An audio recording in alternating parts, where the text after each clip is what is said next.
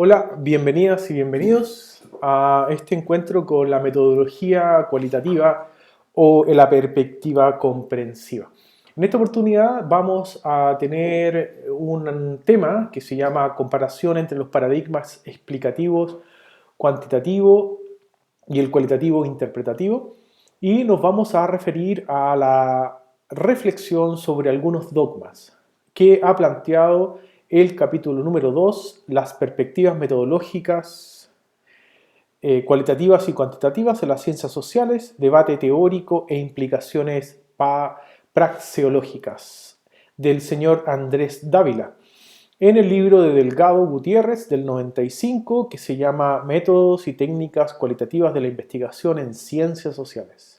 Si necesitas obtener ese capítulo, entonces te recomiendo que coloques el apellido Delgado y Gutiérrez, el nombre Métodos y técnicas cualitativas de investigación en ciencias sociales más PDF, y lo coloques en tu motor de búsqueda de internet, y de esa manera podrías llegar rápidamente al libro completo y encontrar ahí el capítulo que he señalado.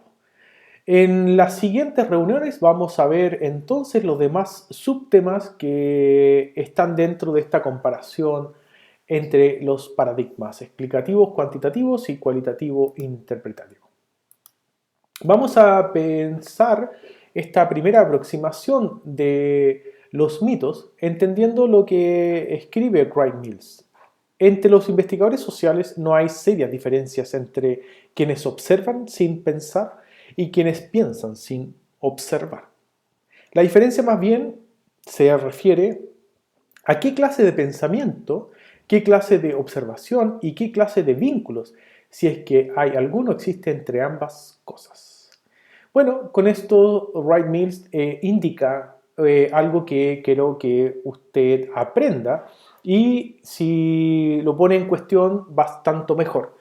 Resulta que hay una forma de relación entre los adeptos a la metodología cualitativa que suponen que podrían diferenciarse de otros colegas porque ocupan supuestamente herramientas y técnicas propiamente cualitativas, pero no enfrentan el problema de la producción de conocimiento, es decir, de cuál es la epísteme que lo guía o que lo va a guiar durante esa construcción.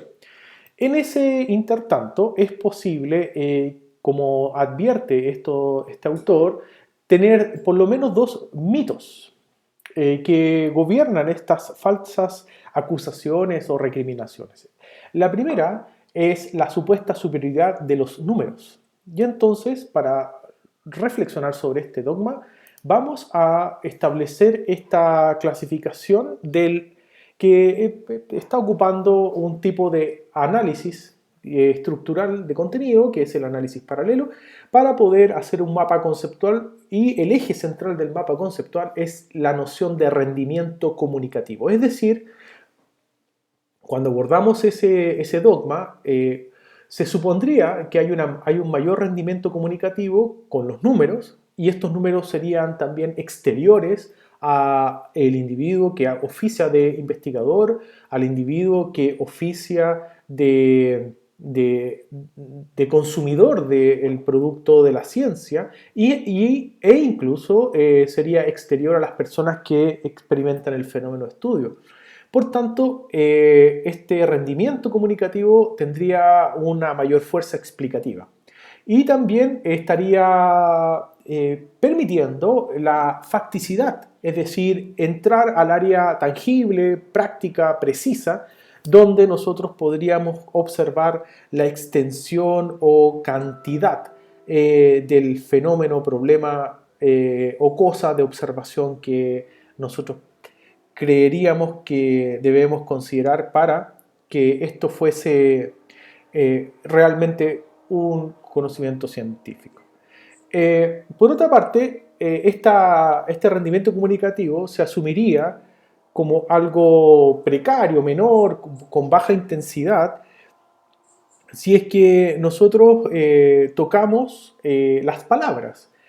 Y a diferencia de los números, en oposición al número, entonces las palabras nos hablarían de una interioridad, y esa interioridad nos llevaría a una comprensión, y esa comprensión siempre estaría referida a una virtualidad, a una forma de comprender las cosas, pero que no tendría una capacidad de facticidad, de ser tocada cuando uno la va a buscar en la realidad. Por tanto, se supone que esa manera de abordar los fenómenos sería imprecisa y solamente podríamos aspirar a las cualidades de lo que queremos conocer. Un ejemplo es el siguiente. Por ejemplo, cuando el rendimiento comunicativo está centrado en la búsqueda de la estratificación socioeconómica y de clase, entonces cuando nos vamos a la cantidad, entonces establecemos el estrato socioeconómico, y parece que cuando decimos estrato socioeconómico, entonces nuestro imaginario ya no está remitiendo a la facticidad, a algo que existe como tal en la realidad, y habrían evidentemente personas que habitan esos estratos socioeconómicos y entonces viven en torno a una misma espacio de vida, y todos se moverían más o menos de la misma forma. Y cuando lo queremos medir habitualmente, entonces concentramos la posibilidad en el salario y en el poder adquisitivo. Entonces podríamos tener niveles socioeconómicos como el A, el E2, por decir dos niveles de los extremos. Y habría una clase media típica que estaría en el C2, una clase media baja que estaría en el C3 y una clase media emergente, aspiracional, en el C1B. Bien. Y esto lo podríamos llevar a otros artefactos de transmisibilidad para poder explicar, ¿ya? Eso, entonces tendríamos ahí una fuerza comunicativa de los datos que permitiría construir realidad. Tanto así que uno podría estar relacionándolos con el tipo de hábitat, eh, con la capacidad de deuda, y graficarlos de esta manera. Si nos vamos por el otro lado, por la cualidad, entonces uno podría ocupar el concepto de clase y ya no de estrato socioeconómico, porque clase y estatus son cosas totalmente distintas. Entenderemos que la clase solamente se constituye cuando las personas se reconocen como parte de un mundo de vida con problemas y también con soluciones a esos problemas. Entonces, para que exista esa conciencia y para que exista la estrategia de resolución de los problemas, entonces estos grupos se hermanan, se emparentan y obran colectivamente. Y entenderemos entonces que estamos hablando de unas realidades totalmente distintas al estrato socioeconómico, pero la confusión del dogma del cual estamos tratando nos permite asumir que entonces es más, comillas, científico hablar de estrato socioeconómico porque es fácil de tocar, y luego pisaríamos ese error, ese palito, llamémoslo así, que nos hace caer en el error de suponer que ese estrato socioeconómico es en sí mismo la realidad, cuando en verdad es una construcción que se hace desde el laboratorio. Y en cambio, la idea de clase sería como menospreciada o alejada de la producción de conocimiento científico, o, si se quiere, tendría menos reputación. Entonces, vamos a concluir este ejemplo señalando que los números nada son sin palabras, recuérdalo siempre. Los datos resultan de juegos de lenguajes, es decir, para que ellos existan, están en juegos de lenguaje, y en esos juegos de lenguaje se inscriben las palabras, los números y todas aquellas expresiones que nosotros regularmente usamos para transmitir nuestros asuntos. Un segundo dogma es el triunfalismo cualitativista y sus posiciones extremas.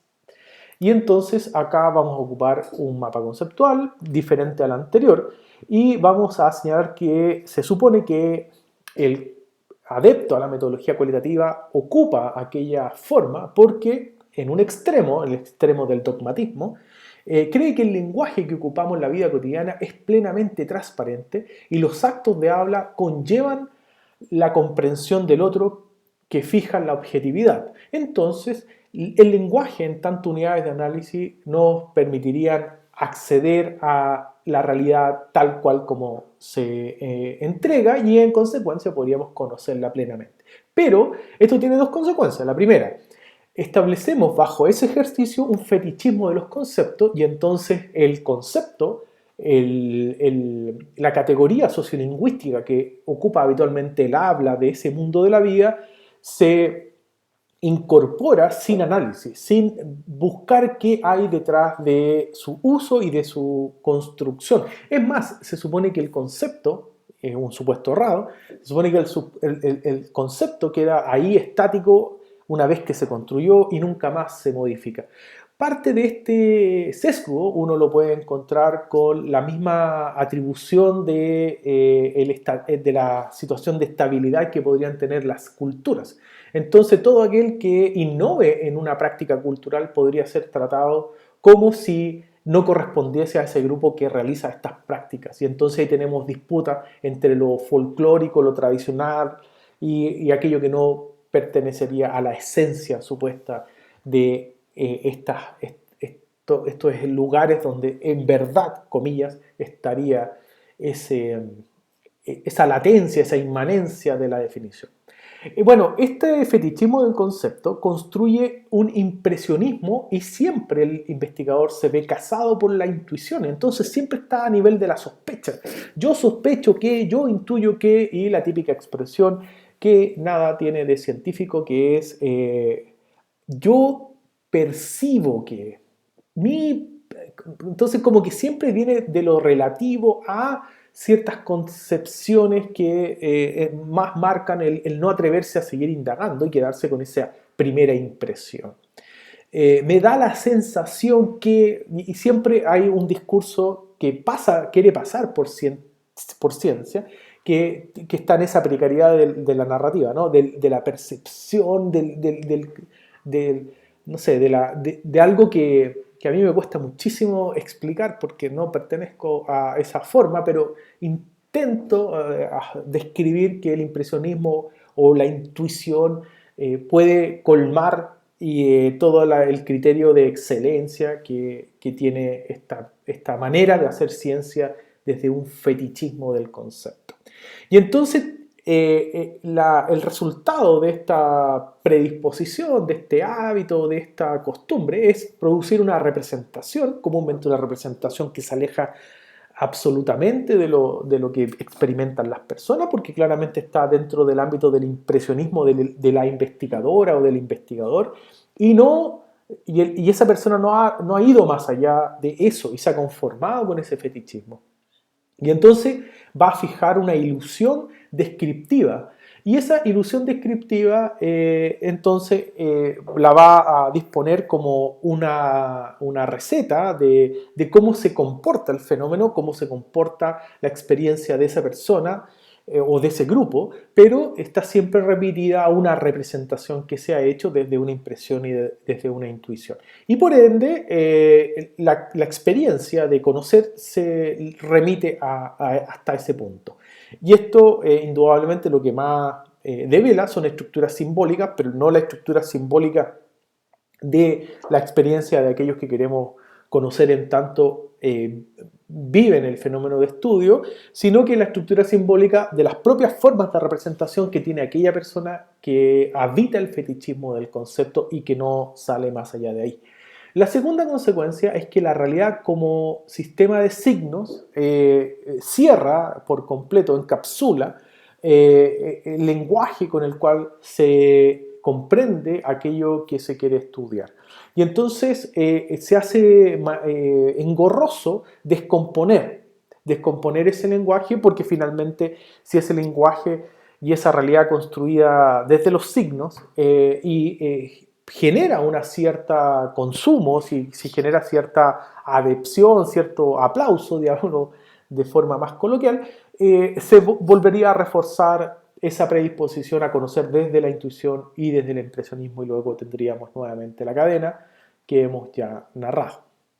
Bueno, me parece que estas dos dogmas, uno de un sector de las personas que son adeptas o se están introduciendo al método cuantitativo, explicativo, al cualitativo, interpretativo, que se están introduciendo, necesitan conocer porque todos hemos pasado por alguno de esos lugares mitológicos y dogmáticos. Y entonces lo único que hacen es ponernos trabas para llegar a la conclusión que casi todos llegan al final de este recorrido. Es que mientras más métodos o paradigmas conozcamos y usemos, nuestro repertorio de herramientas para comprender la realidad se amplía.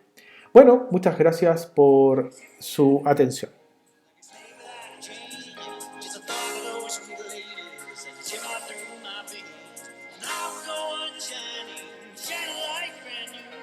Never look behind me, my troubles will be